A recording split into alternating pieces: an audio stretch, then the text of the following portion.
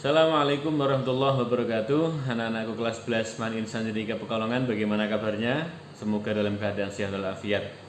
Kali ini Ustadz akan menyampaikan materi pembelajaran sosiologi tentang ini dia. Oke, bisa dilihat dalam gambar tersebut. Kita akan bahas tentang apa kira-kira? Oke, kita akan membahas tentang kita sebagai manusia butuh yang disebut dengan kelompok. Nah, kita ini akan nanti bahas tentang kelompok sosial. Seperti apa itu kelompok sosial, kita akan bahas satu persatu konsepnya dan kenapa sih seorang manusia, setiap manusia butuh sebuah kelompok. Nah, diri kita pun sejak kecil sudah berkelompok di luar keluarga yang kalian juga mungkin sampai sekarang sudah ikuti. Oke, langsung saja. Apa itu sebuah kelompok sosial? Kelompok sosial secara umum, secara sosiologis, kelompok itu memiliki pengertian sebagai kumpulan, satuan orang-orang yang mempunyai hubungan ataupun berinteraksi di mana dapat mengakibatkan tumbuhnya perasaan bersama. Itu sebuah kelompok. Secara sosiologis, kelompok itu akan muncul manakala ada satuan, ada sebuah kumpulan di mana orang-orang itu bersatu dalam sebuah tempat. Kemudian mereka berhubungan timbal balik atau berinteraksi. Kemudian mereka merasa bersama di dalam kelompok tersebut. Oh, saya ada di kelompok ini, saya ada di kelompok A. Seperti itu. Kelompok sosial itu dapat diklasifikasikan menjadi beberapa bentuk. Nanti kita akan sampaikan secara lebih detail di slide-slide berikutnya. Hal ini sangat bergantung dari satu sudut pandang ahli yang bersangkutan. Satu sama lain tidak sama. Tapi pada intinya sebuah kelompok sosial itu merupakan sebuah kesatuan kelompok ataupun satuan beberapa manusia yang menjadi satu di tempat tertentu. Kemudian para ahli juga membagi berdasarkan jumlah anggotanya, berdasarkan kepentingannya, berdasarkan faktor tempat tinggal dan seterusnya, itu bisa membentuk sebuah kelompok sosial. Contoh nih yang pernah saya alami saat saya ada di Gorontalo, itu ada paguyuban Pasundan, ada paguyuban orang-orang Jawa di sana. Itu salah satu kelompok asal daerah yang bisa membentuk sebuah kelompok padahal sebelumnya pun juga tidak kenal gitu, tidak mengenal satu sama lain. Oke. Jadi kelompok sosial itu memiliki komponen-komponen, unsur-unsur, piranti-piranti yang harus ada untuk membuat sebuah kelompok sosial. Yang pertama, kelompok itu kesatuan sosial. Kesatuan ini maknanya adalah orang berkumpul, bersatu di tempat tertentu. Kemudian harus lebih dari satu orang. Iya, kelompok itu harus lebih dari satu orang. Tidak mungkin satu orang bisa disebut dengan kelompok. Dua itu minimal ataupun lebih. Kemudian ada interaksi di dalamnya. Orang berkumpul, kemudian ada interaksi, kemudian ada tujuan bersama. Kok ngumpul tujuannya apa? Nah, ini disebut dengan inilah kelompok-kelompok piranti-piranti atau unsur-unsur dalam sebuah kelompok sosial. Kemudian secara definisi, pengertian, kelompok adalah himpunan, kesatuan manusia yang hidup bersama karena adanya hubungan di antara mereka. Hubungan tersebut antara lain menyangkut hubungan timbal balik yang saling memengaruhi dan juga suatu kesadaran untuk saling tolong menolong. Intinya sama dengan yang saya sampaikan di awal tadi. Ada sebuah kesatuan manusia yang hidup bersama, yang kemudian berkumpul dalam sebuah wilayah tertentu. Kemudian mereka ada hubungan timbal balik, ada interaksi yang terjadi di dalam sebuah kelompok tersebut.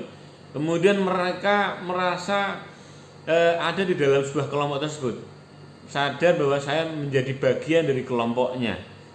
Itu yang pengertian secara umum kelompok sosial.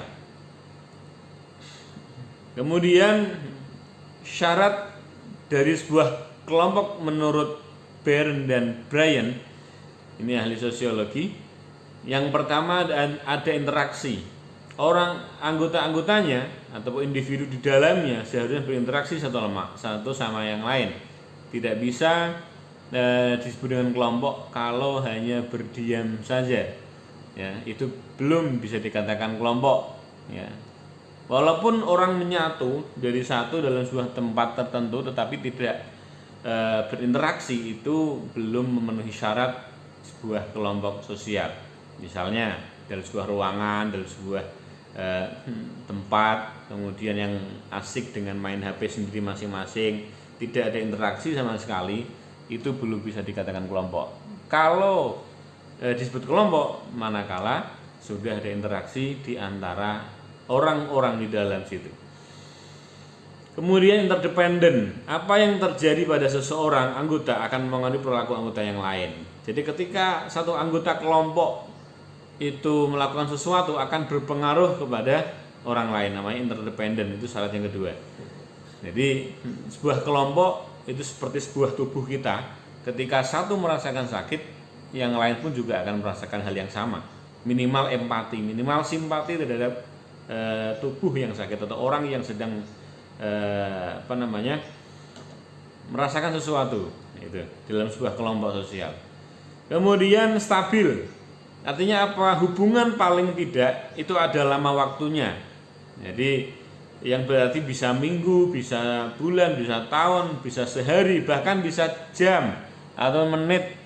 Ya, itu bisa disebut dengan kelompok sosial. Ada waktu rentang di mana kita berkumpul untuk berkelompok, kemudian ada tujuan tertentu. Misalnya secara spontan kita melihat kecelakaan, di situ kemudian kita bareng-bareng dengan masyarakat yang kebetulan melihat, ya, kemudian kita menolong orang yang sedang kecelakaan sampai dibawa ke misalnya rumah sakit dan seterusnya. Kelompok itu hanya spontan. Di saat itu juga kita berkumpul, kemudian tujuannya selesai, maka kelompok bubar. Bisa nggak disebut dengan sebuah kelompok? Bisa, karena rentang waktunya ada. Seperti itu. Kemudian tujuan yang dibagi, beberapa tujuan bersifat umum dan itu semua bagi semua anggota kelompok. Artinya harus ada tujuan kenapa kita berkelompok. Tidak mungkinlah seseorang berkelompok kemudian tidak memiliki tujuan. Minimal tujuannya silaturahmi, itu kan minimal itu.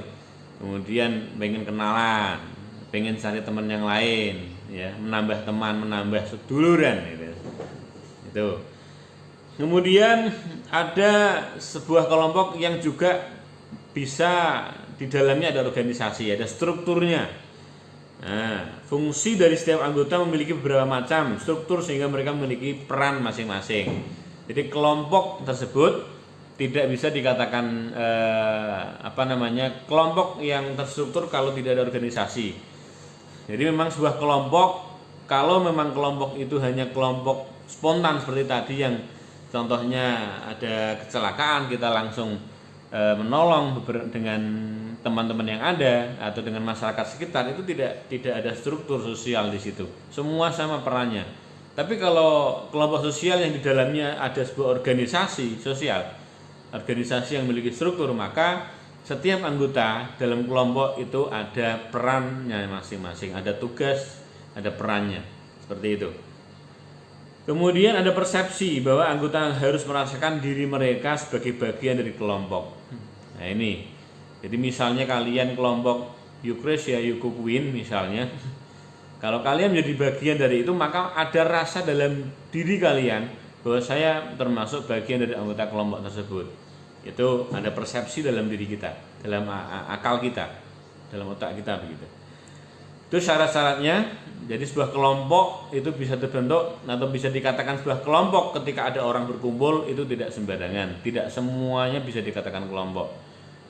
Terus bagaimana misalnya kayak di media sosial seperti komunitas di Facebook ataupun grup-grup di media sosial, apakah itu disebut dengan sebuah kelompok? Nah, ini kalian nanti yang harus menganalisis melalui tugas yang akan saya berikan. Oke, lanjut, bahwa proses terbentuknya sebuah kelompok sosial itu tidak serta-merta. Ada proses-proses yang akan dilalui sehingga sebuah kelompok sosial itu bisa terwujud atau membentuk orang-orang membentuk sebuah kelompok sosial.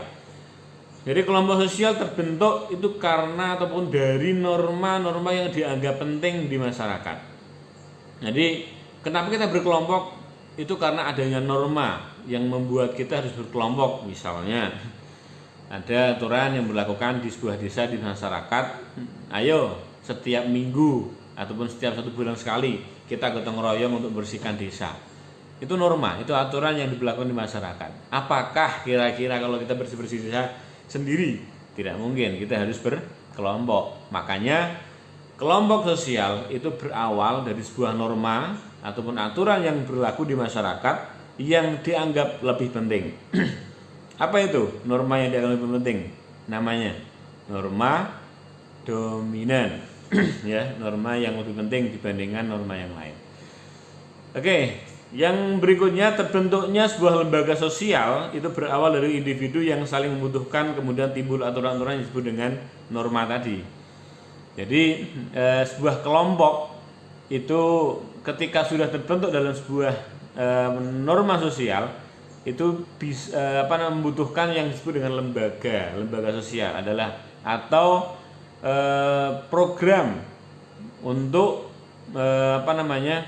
menjalankan kelompok tersebut. Jadi misalnya kelompok petani, maka lembaganya kira-kira apa? Apakah koperasi petani, kemudian simpan pinjam petani, dan seterusnya. Lembaganya itu adalah kegiatan petani dalam sebuah kelompok tersebut. Nah, lembaga itu pun juga berpengaruh nanti terhadap berlangsungnya sebuah kelompok ataupun yang di dalamnya ada organisasi sosial.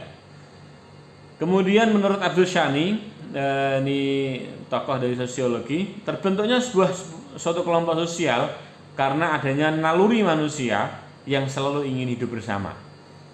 Jadi manusia seperti kita, seperti semuanya orang, itu ada keinginan, sebuah naluri yang ada dalam hati ini.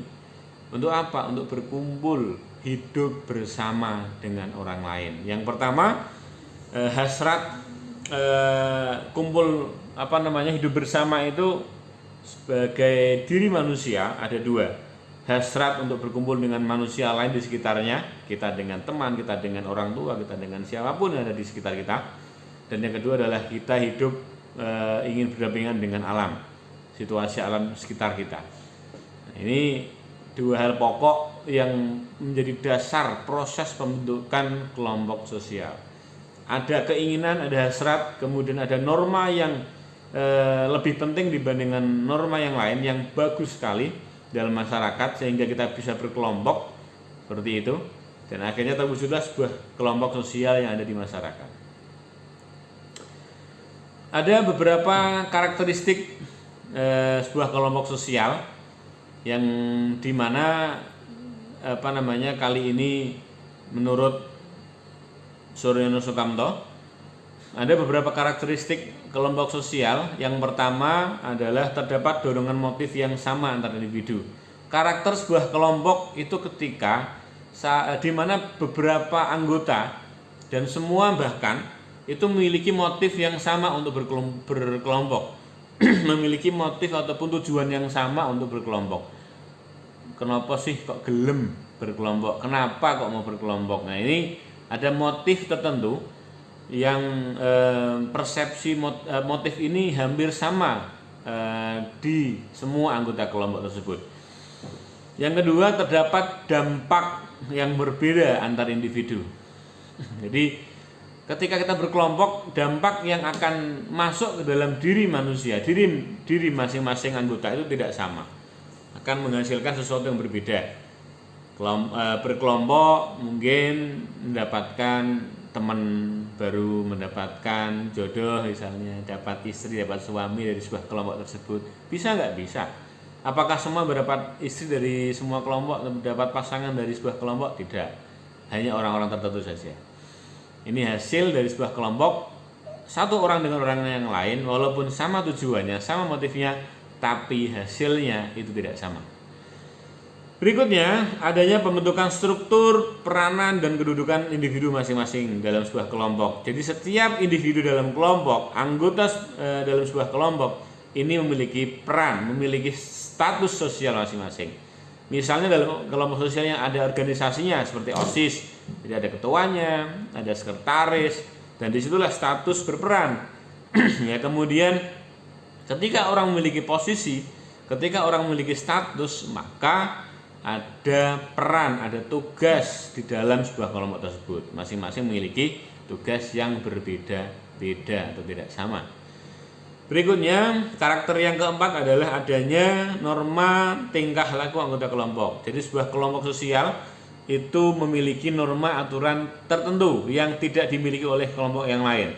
Artinya kelompok ini sifatnya permanen ataupun hanya di dalam sebuah kelompok tersebut. Kemudian adanya suatu kepentingan tertentu. Adanya sebuah kelompok itu pasti ada kepentingan. Tidak hanya tujuan, tapi kepentingan di dalamnya apa? Kadang ini yang membuat sebuah kelompok itu menjadi sulit untuk bertahan lama karena ada kepentingan anggota-anggota di dalamnya. Tapi sebuah kelompok tersebut juga ada kepentingannya sendiri. Apa kepentingan kelompok tersebut? Seperti itu. Misalnya partai politik, ya, partai politik kemudian membentuk sebuah pengurusan, kemudian kampanye, maka kepentingannya adalah agar besok lolos ke legislatif ataupun wakilnya yang di eksekutif bisa menjadi seorang pemimpin misalnya. Nah, ini ada kepentingan tertentu ketika orang ataupun kelompok itu berdiri. Kemudian adanya pergerakan anggota kelompok yang dinamis. Artinya apa? Anggota tidak selalu tetap orang-orang itu, tapi juga bisa keluar masuk. Ada yang menjadi anggota nanti beberapa hari berikutnya mengundurkan diri, tapi juga bisa saja masuk lagi. Seperti itu. Oke, ini karakteristik sebuah kelompok sosial yang mana setiap kelompok itu secara universal sama, tetapi tujuannya beda, kepentingannya beda. Dampaknya terhadap individu di dalam sebuah kelompok tersebut pun juga beda-beda, tidak sama. Oke, lanjut. Kemudian ada fungsi ataupun kegunaan, manfaat kelompok sosial, ya, bagi seseorang, bagi anggota-anggota di dalamnya, bagi individu di dalamnya. Apa saja manfaatnya, apa saja fungsinya? Pertama, sarana menjalin hubungan sosial atau interaksi sosial.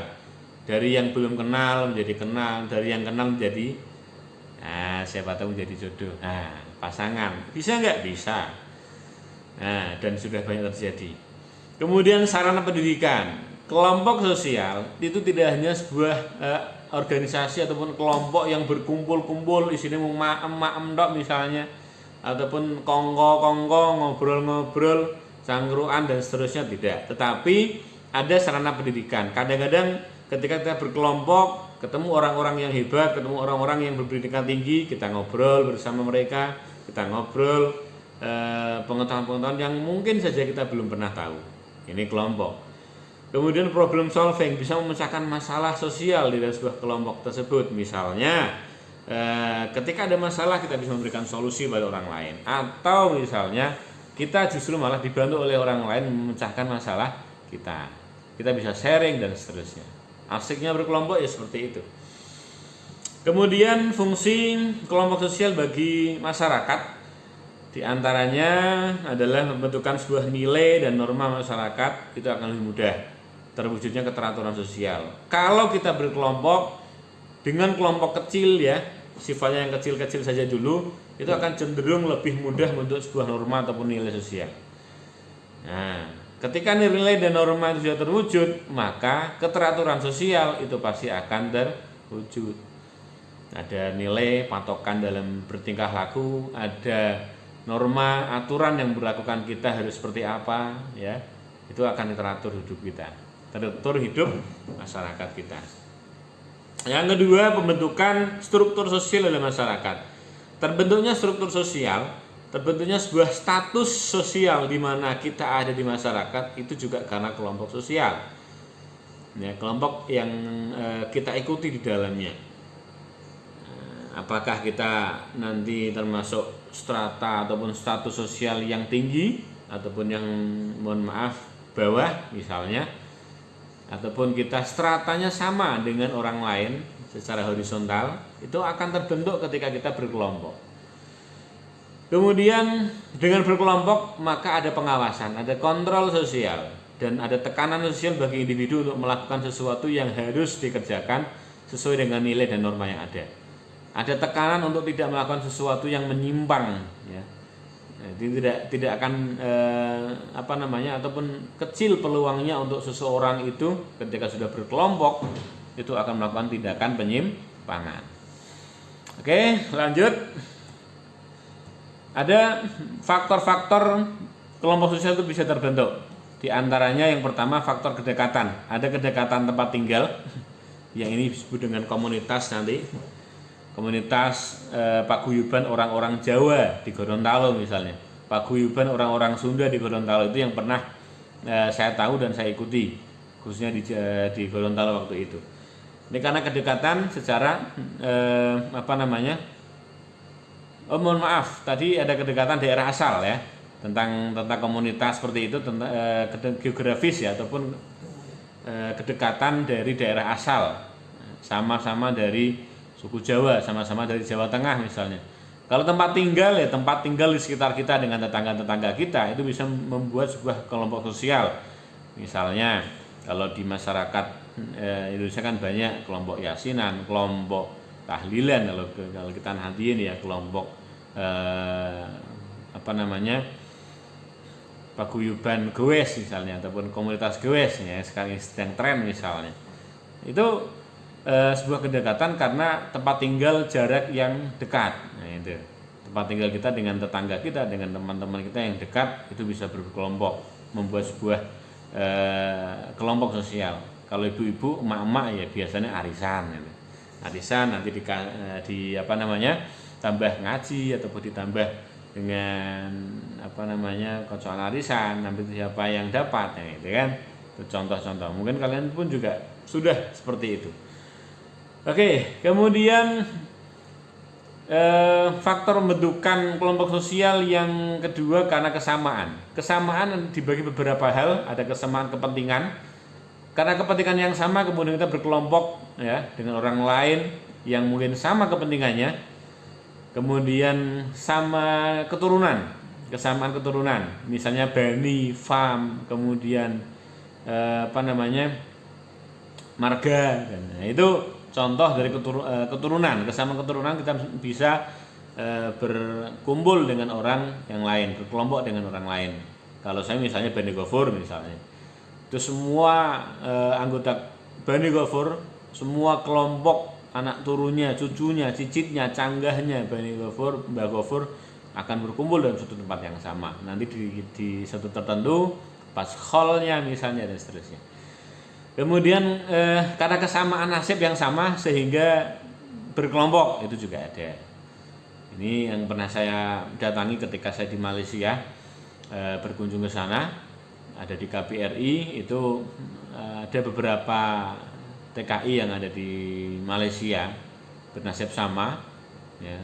Misalnya karena mungkin tidak izin saat masuk ke Malaysia akan dideportasi, maka mereka berkelompok berkumpul di KBRI untuk diselamatkan istilahnya, untuk diurusi seperti itu. Itu karena kan memang nasibnya sama. Itu bisa orang berkelompok karena hal yang sama. Itu faktor-faktornya. Kemudian ada beberapa faktor ataupun tahap pembentukan sebuah kelompok sosial. Kelompok sosial itu tidak serta-merta hadir atau serta-merta bisa terbentuk dengan sendirinya. Ada beberapa tahap. Di sini ada 5 tahap, ya. Nanti kalian bisa lihat di slide yang nanti akan saya tampilkan. Pertama adalah farming, upaya mendekatkan diri, membangun kerjasama, dan membangun pembagian kerja antar anggota kelompok. Ini yang pertama, upaya kita dalam sebuah kelompok sosial untuk mendekatkan diri kita terhadap orang lain di sekitar kita, membangun kerjasama dengan orang lain di sekitar kita, membangun pembagian kerja. Sampai ini, saya ini, tugas-tugasnya apa. Itu farming. Yang kedua adalah storming. Anggota kelompok memiliki toleransi terhadap anggota yang lain.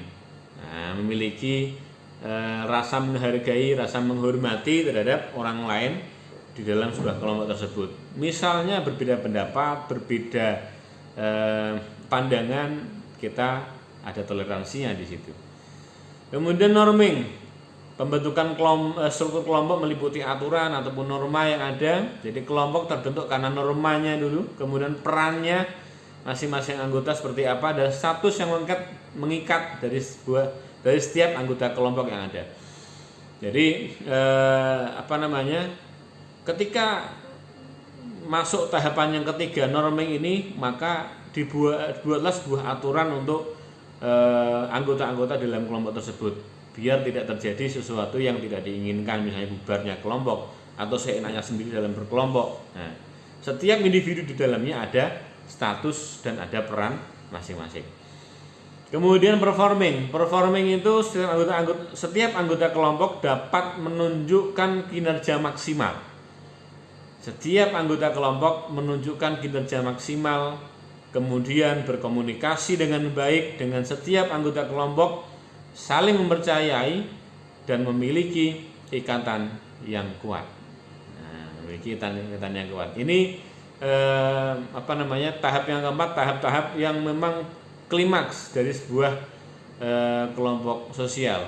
Jadi tujuan dari sebuah kelompok itu akan kelihatan di performing, ya, performing. Jadi setiap anggota kelompok yang di dalamnya sudah masuk di dalamnya ada kelompok tertentu, ada kelompok tersebut, ya, anggota-anggotanya itu kinerjanya luar biasa, mampu berkomunikasi dengan orang lain di sekitarnya, mampu berkomunikasi, berkoordinasi dengan individu yang sama, ya, di dalam kelompok tersebut. Dan yang akhirnya adalah tahapan kelima, adjourning. Apa itu tahapan adjourning? Kelompok jenuh dan terindikasi terjadi pembubaran sebuah kelompok. Nah, ini biasanya terjadi ketika ada satu unsur dalam sebuah individu, sebuah kelompok tersebut tidak berjalan dengan maksimal, tidak berjalan dengan tidak sesuai dengan apa yang diinginkan dalam sebuah kelompok tersebut, maka akan terjadi adjourning. Oke, demikian dulu tentang konsep dasar sebuah kelompok sosial dan alasan-alasan mengapa kita sebagai manusia, sebagai individu harus berkelompok dan butuh kelompok sosial. Oke, tugas untuk kalian anak-anak kelas 11, baik yang lintas minat maupun yang peminatan IPS, tugas kalian adalah apakah kelompok ataupun grup di media sosial itu termasuk sebuah kelompok sosial. Tolong buat tulisan, kirim di WA Ustadz, nanti akan saya sampaikan. Terima kasih. Assalamualaikum warahmatullahi wabarakatuh.